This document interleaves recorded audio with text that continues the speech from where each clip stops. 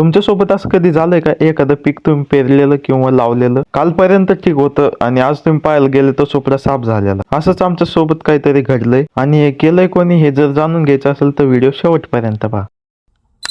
तर नमस्कार पब्लिक, मी पवन, स्वागत आहे तुमचं आपल्या नवीन एका मिनी ब्लॉग मध्ये. तर आजच्या दिवसाची सुरुवात होते डायरेक्ट घरच्या वावरातून. हरभरीची पेरणी केल्यापासून आज आलतो पाहायला उगलंय का नाही ते, जे की खतरनाक असं उगायला सुरुवात झाली होती. आता आलोच होतो म्हणून पीक पाहणी पण करून टाकली. तिथून थोडं साहित्य घेऊन लगेच आलो दुसऱ्या शेतात. इथं करायची होती आपल्याला हरभऱ्याची खुरपणी. खुरपायला तर मला काही जमत नाही, पण याने जमत होतं ते सर्किट वगैरे. इथं हरभरच उपटून यायला लागलं.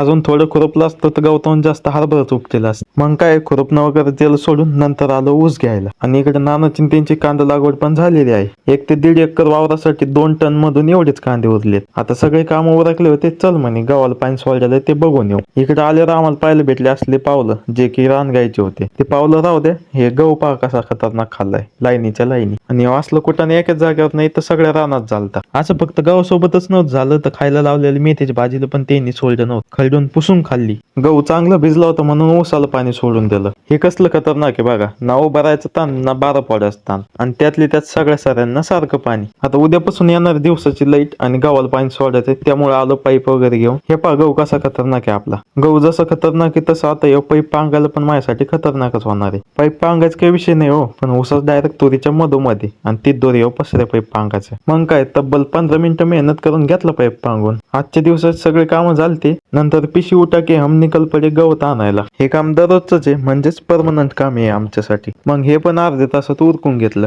तर आजच्या दिवसासाठी एवढंच. कसं वाटलं व्हिडिओ कमेंट्स मध्ये सांगा, आणि व्हिडिओ आवडल्यास लाईक आणि शेअर नक्की करा. आणि असेच नवनवीन व्हिडिओ पाहण्यासाठी आपल्या चॅनलला किंवा पेजला फॉलो आणि सबस्क्राईब नक्की करा. भेटूया लवकरच नवीन एका मिनी ब्लॉग मध्ये. तोपर्यंत बाय.